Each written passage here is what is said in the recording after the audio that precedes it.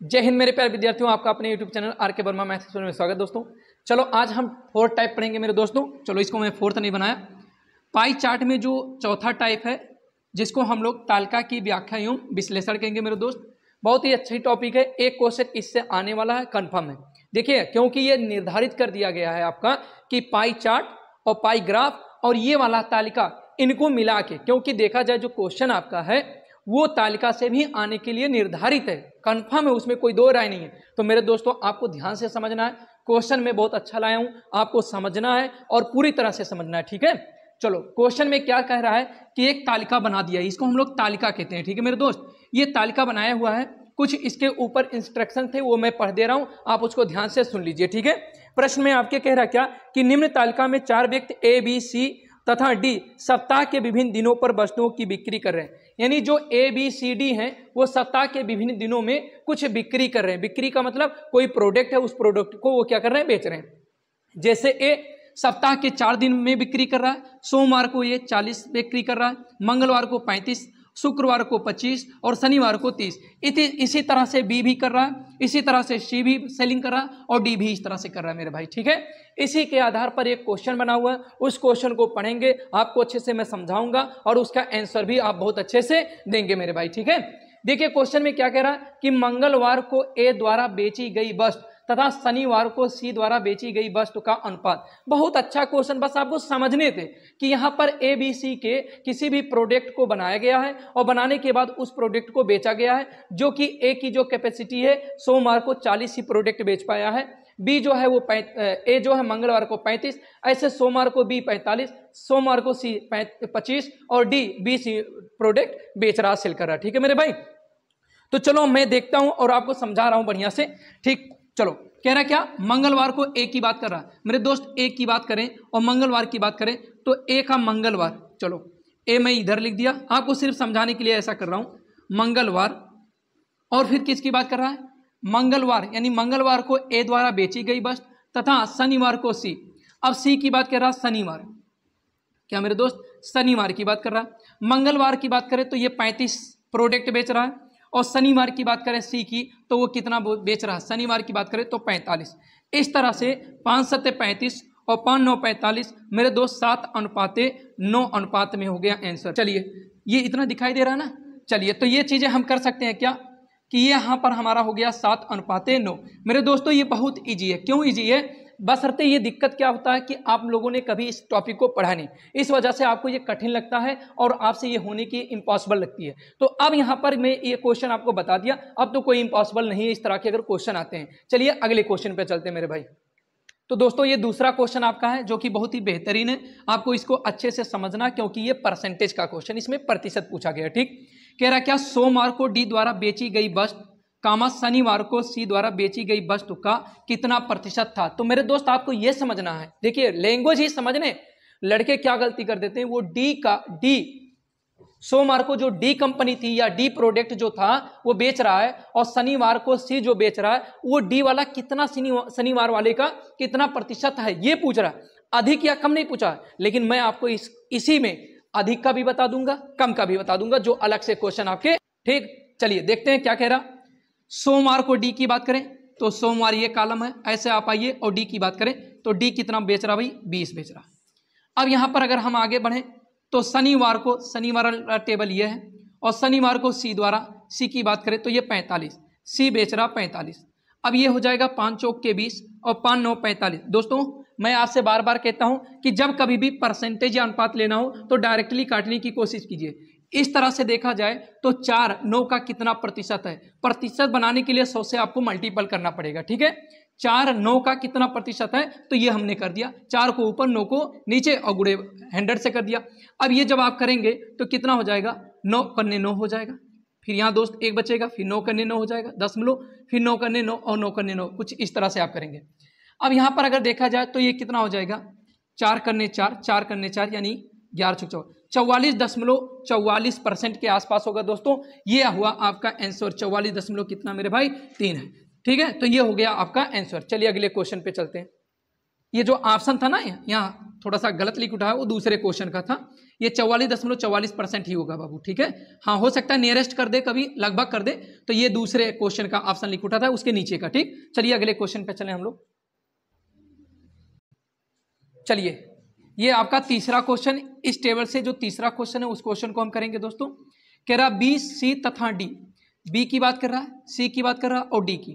कह रहा बी, सी तथा डी द्वारा क्रमशः सोमवार, मंगलवार, यानी बी का सोमवार चाहिए, सी का मंगलवार चाहिए और डी का क्या कह रहा है, डी का शनिवार। तो शनिवार की बात करिए, मंगलवार की बात करिए और ये तो कह रहा है इनका औसत क्या होगा, यही हमको बताना है। तो भाई औसत के लिए क्या होता है, जितने डिजिट जितने वैल्यू हो जोड़ लो। तो यानी कि बी का जो वैल्यू है सोमवार को वह है 45, सी का जो है मंगलवार को वह है 48 दोस्त, और डी का जो है वो कितना है 40। मैंने आपको बहुत अच्छा तरीका बताया था, वो तरीका क्या कि तीनों का एवरेज मान लो कितना 45 है। 45 को तुलना करोगे तो 0 हो जाएगा, यानी घटाओगे। ये 45 से कितना ज़्यादा मेरे भाई, 3 ज़्यादा है। ये 45 से कितना कम है मेरे दोस्त, 5 कम है। तो 5 में से 3 जाएगा -2।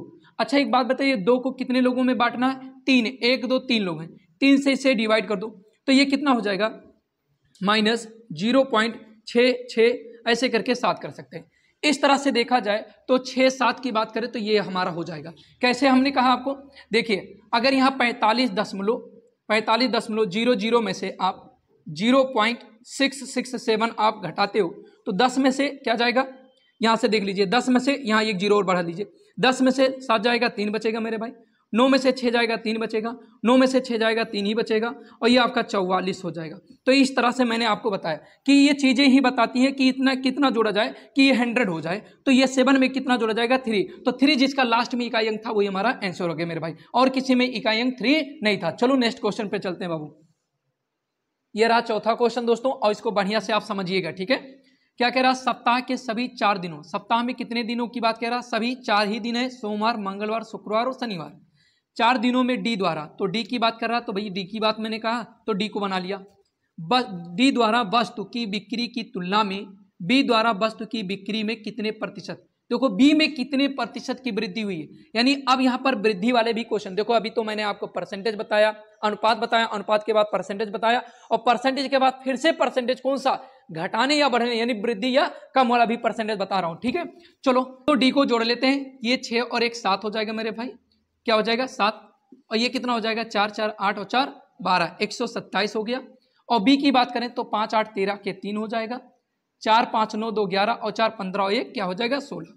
अब फिलहाल इनको हम अनुपात ले सकते थे मेरे दोस्तों, अनुपात तो तब लेते हैं जब दोनों नंबर्स किसी न किसी एक कॉमन नंबर से डिवाइड हो, बट यहाँ पर कोई नंबर डिवाइड नहीं हो रहा। तो हम ये देखते हैं कि बी की बात पूछा है, तो देखो यहाँ 127 163 ज्यादा कौन है मेरे भाई, देखने से पता चल रहा है 163 127 से ज्यादा है, तो कहीं ना कहीं यही ज्यादा हुआ बी। अब कितना ज्यादा है, तो देखो 13 में से 7 चला जाएगा तो 6, ये यहाँ बचा 5, 5 में से 2 गया तो मेरे दोस्त कितना बचेगा 36 हो गया, यानी 36 ज्यादा है, यानी बी क्या है डी से 36 यूनिट ज्यादा है। कितने से भैया 20 डी से, तो 127 से ज्यादा है। परसेंटेज बनाने के लिए आप 100 से मल्टीपल कर दीजिए, ठीक है। अब यहां पर अगर देखें तो कितने काटने की संभावना अब बनाए, तो कितना 7 2 9 10 नहीं कटने वाला है, करने की कंडीशन नहीं है, तो एक काम कीजिए, ये हो जाएगा 3600 और बटे कितना हो जाएगा 127। अब आसान हो जाए, या तो फिर आप इसको 130 मान के चलिए। अगर आप 125 ना मान के, हमने कहा 130 मान लीजिए, 130 का मतलब मैंने ज्यादा माना भाई।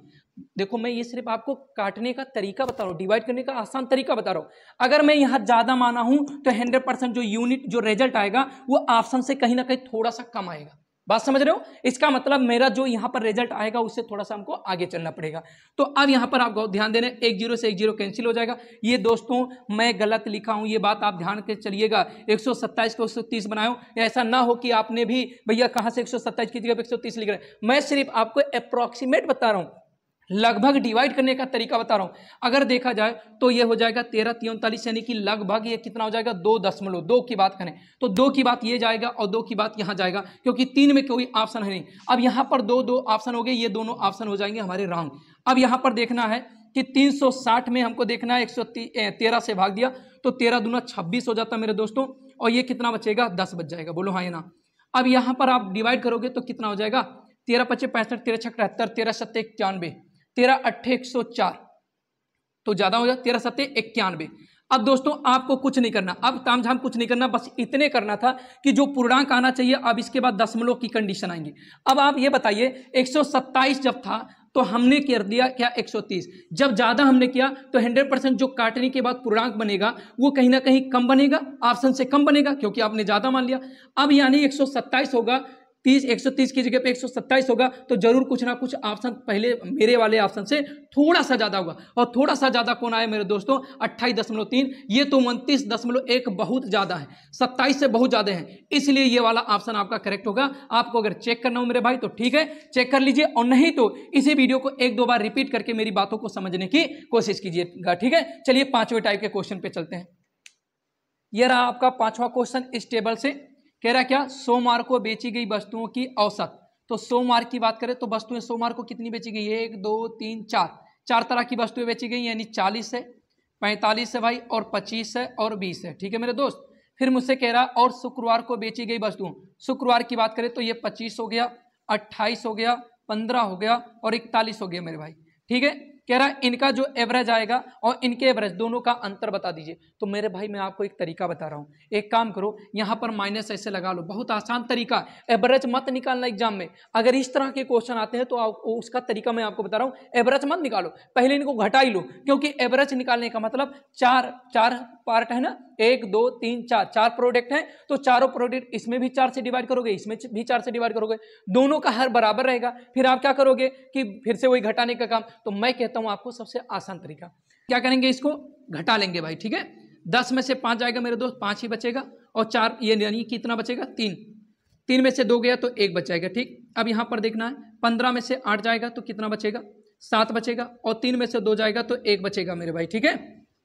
अब यहां पर आपको देखना, 25 में से 15 जाएगा तो मेरे दोस्त 10 बच जाएगा, और ये 1, और 4 में से 2 गया तो 2 माइनस में, यानी 21 हो जाएगा ये माइनस में, क्योंकि बड़े में से छोटे को घटाया गया, ठीक। अब यहां पर अगर हम देखें तो 21 माइनस में है, तो 21 चला जाएगा तो 10 यहां से कट गया तो -11 बचा दोस्त, -11 बचा, तो 11 इसमें से जाएगा तो कितना बचेगा? ओनली +6 बचेगा। 15 और 6 कितना हो जाएगा? 21। यहां दिख रहा है नीचे, तो लिखें तो कोई दिक्कत? चलो अगर 21 की बात करें, 21 में हमें कितने से भाग देना है? कितने प्रोडक्ट थे? 4 प्रोडक्ट थे, कितना हो जाएगा? 4 पंचे 20 हो जाएगा। अब 5 बार तो आप गए हो, यानी दशमलव रखोगे, 1 बचेगा, फिर 4 दूना 8 करोगे, फिर अगर 5.2 मिल गया तो यही एक ऑप्शन हुआ सही। पूरा आपको काटने की जरूरत नहीं मेरे दोस्तों, ये हो गया आपका आंसर। तो ये तरीका बहुत ही शार्ट था कि जो आपको एवरेज निकालने में आसानी महसूस होगी, ठीक है मेरे दोस्तों। अब आपको ये देखना है कि इस तरह के क्वेश्चन भी मैंने तालिका का भी क्वेश्चन करा दिया। अगर अब भी आपको कोई डाउट है तालिका में तो आप कोई क्वेश्चन और कहिएगा तो मैं करा दूंगा, ठीक है। जो भी बुक रहेगा उस बुक में अगर नंबरिंग बता दीजिएगा, उस नंबरिंग का क्वेश्चन मैं करा दूंगा। जो भी बुक, आप बुक का नाम बता दीजिएगा, वहां से मैं क्वेश्चन को लेकर करा दूंगा। अब कल से हम लोग चलने वाले प्रैक्टिस करवाएंगे, मैथ का पहले प्रैक्टिस करवा देते हैं, फिर रीजनिंग का प्रैक्टिस करवा देते हैं दोस्तों। और वीडियो को आप जो लोगों तक ज्यादा से ज्यादा शेयर करो, ताकि उन भाइयों तक ये वीडियो पहुंच जाए जो अभी यूपी SSC पेट के तैयारी में जूझे हुए परेशान है। सिर्फ एथेंटिक चीजें पढ़िए, ये 4 वीडियो में पूरा का पूरा पाई चार्ट में खत्म किया हूं। यही 4 वीडियो आपको मैं गारंटी बता रहा हूं, पढ़ के जाओ, इसके अलावा और कुछ नहीं पढ़ने। 20 वीडियो पढ़ के क्या करोगे? अब भी जो जिनके पास 10 दिन का टाइम बचा है वो भी अभी पढ़ ले, 7 दिन की टाइम जिनके पास बची है वो भी पढ़ ले, तो पाई चार्ट के 20 नंबर्स जो आपके हैं ना दोस्त, वो 20 नंबर्स आपके क्लियर हो जाएंगे मेरे भाई। इस बात की मैं गारंटी देता हूं सिर्फ इन्हीं 4 वीडियो से, ठीक है दोस्तों। तो वीडियो को इसी पे समाप्त करते हैं, आपको तो शेयर करना ही करना है, ठीक है। जय हिंद दोस्तों।